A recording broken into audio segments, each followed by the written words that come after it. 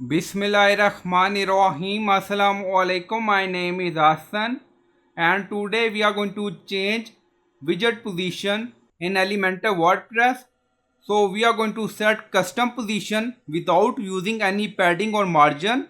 So we are in Elementor page. So this is our image widget. So you can move any widget, heading widget, text widget, any widget you want. So we added image widget. Now go to content style advanced, so click on advanced.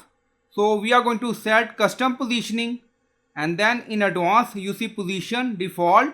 Now select absolute and then you see horizontal orientation, left right offset for desktop, tablet, mobile.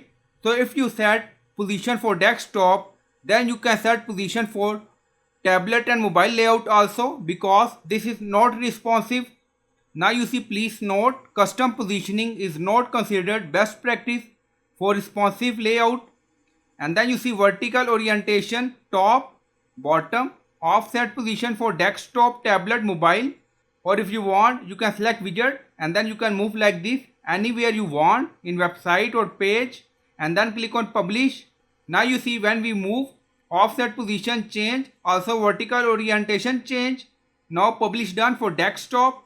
Go to website and refresh the page.